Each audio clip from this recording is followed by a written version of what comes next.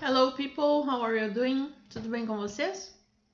People, nós vamos continuar hoje então o nosso caminho do Simple Present, ok?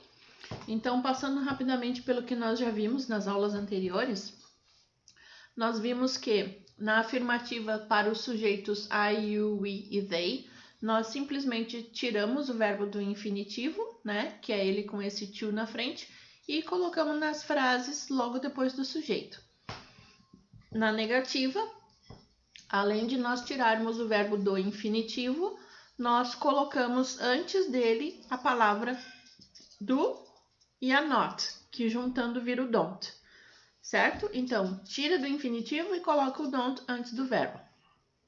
Na interrogativa, ainda para esses sujeitos aqui, nós usamos o auxiliar do e ele vem antes do sujeito, certo? Não esquecendo de colocar o question mark lá no final. Hoje, então, nós vamos começar a trabalhar com os outros sujeitos, que são he, she e it. Ele, ela e coisas, ok? Então, aqui, a teacher continuou deixando o verbo no infinitivo como ele é, que é com esse to na frente, tá? Só que a conjugação para esses sujeitos, ela é diferente, ela segue... tem umas observações que a gente precisa fazer, certo? Primeira coisa, então, que a gente precisa verificar é a terminação da escrita do verbo. Se for um verbo que termine com a letra O, CH, SH ou X, a conjugação desse verbo é feita acrescentando ES na escrita, tá? Eu usei aqui o exemplo do verbo to watch, que é assistir. Então, aqui, ó, to watch para ele, he watches, com ES no final.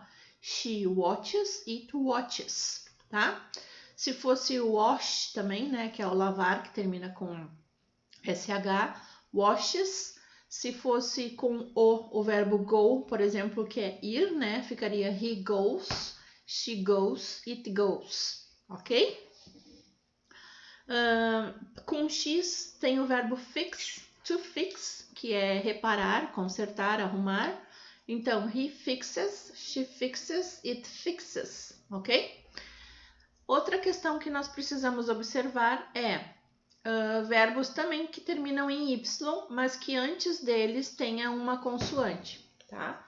Então, se antes do Y tiver uma consoante, eu vou precisar retirar o Y e acrescentar IES, tá? Que é o caso do verbo study, termina com Y e antes tem a letra D, que é uma consoante. Então, eu tiro o Y e coloco IES para o sujeito he, she e it, certo? Se antes do Y não for uma consoante, eu só acrescento S, que é o exemplo do verbo to play, que é jogar, tocar, brincar. Se fosse ela joga, por exemplo, ficaria she plays, com Y e S, tá? Então, se não acontecer nenhum desses casos aqui, de terminar com o, CH, SX, X ou Y, eu simplesmente vou acrescentar S no final da escrita do verbo. Exemplo que nós estamos usando aqui, o verbo to work, que é trabalhar. Então, ele trabalha, he works, certo? Se fosse ela, she works, it works, tá bom?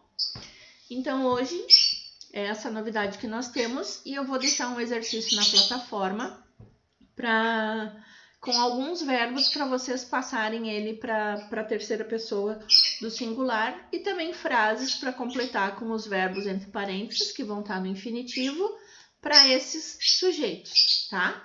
Então, lembrando, enfatizando, pay attention, prestem atenção. Eu só vou fazer essas mudanças na afirmativa quando os sujeitos forem um desses três. Ele, ela ou coisas, tá? Lembrando que he ou she podem ser trocados por nomes, né? O Pedro, o Paulo, o João, o Flávio, a Maria, a minha mãe, a minha irmã, né? Então, qualquer coisa que seja do gênero masculino ou feminino. E o it a gente usa para animais, coisas, objetos, tá? Lugares também, ok? Então, é isso. Agora é só ir lá na plataforma e praticar, ok? Bye, bye!